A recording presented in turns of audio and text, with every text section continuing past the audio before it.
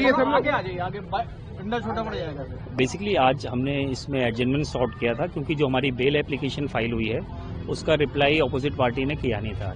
तो हमने जनाब को ऑनरेबल कोर्ट को रिक्वेस्ट करी है इसके अंदर कि भी फर्दर हम राज्यपाल भाई साहब से अंदर जाके मिलेंगे भी और मिलके उनकी भी इंस्ट्रक्शन लेंगे, क्योंकि कोर्ट एडमेंट थी कि उनके जो पुराने अंडरटेकिंग्स या जो पुराना जो कुछ भी हुआ है कोर्ट में अब तक उसमें उनको जो पेमेंट्स देनी है उसके बारे में उनका क्या कहना है, because we want that our case must be heard on the basis of merits. ये मेरिट्स पे बात हो और मेरिट्स के ऊपर ही हमने ये बेल एप्लीकेशन भी फाइल की है।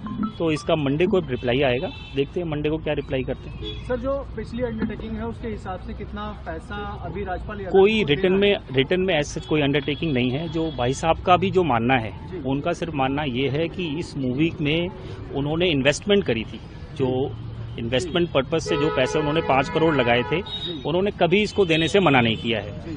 अब जिस 5 करोड़ रुपए को उन्होंने लगाए थे उस 5 करोड़ के लिए आगे उनकी एक कंसेंट डिक्री हो गई। कंसेंट डिक्री के बाद वो एग्जीक्यूशन में चला गया। एग्जीक्यूशन में जाने के बाद उन्होंने पैसे लेने से मना कर दिया था।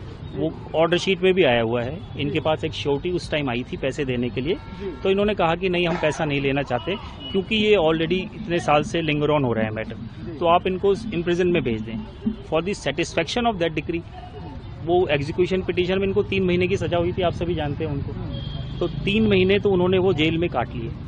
अब उस जो कंसेंट डिक्री का वो पार्ट था उसी की बेसिस पे ये कहा गया था कि पुराने एग्रीमेंट्स रिवाइव नहीं होंगे।